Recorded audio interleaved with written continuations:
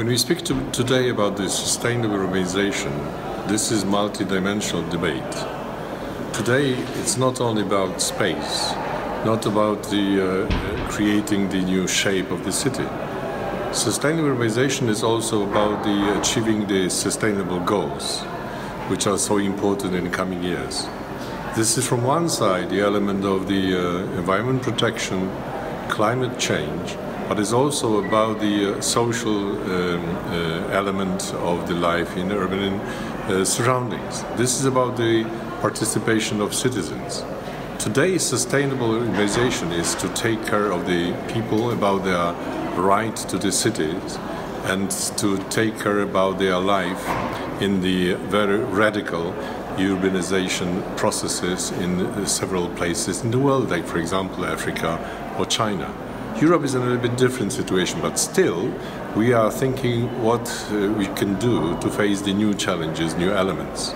It's like programming our regional policy and urban policy inside the European Union. We reserve a special amount of money for sustainable urban actions. It's how to motivate the city authorities to create the integrated approach in the cities. This is how we can make them work together between the different cities and citizen surroundings. So sustainable urban action is in fact the European answer for sustainable urbanization.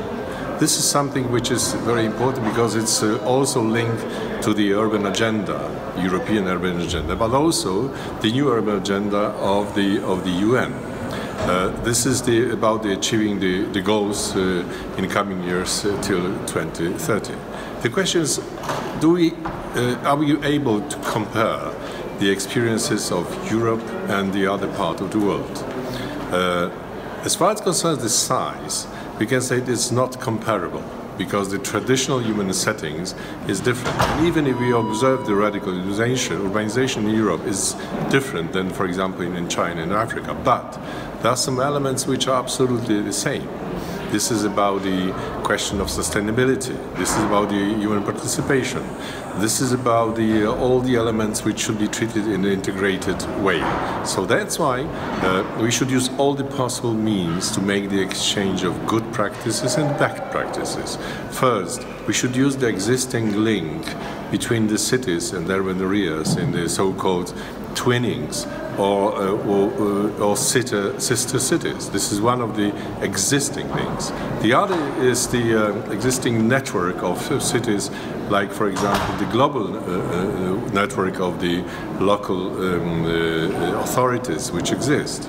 But it's also using the social network. I mean, today, when there is no easy to travel, and especially for the local authorities to travel around the world, but there's another possibility is to use all the technical means to make the exchange of experience. But what is really important is not to make the exchange of promotions, but to exchange of experience. Good experience and bad experience is how we can learn from each other, what we can copy and what kind of thinking we can transfer from one place of the world to another place of the world.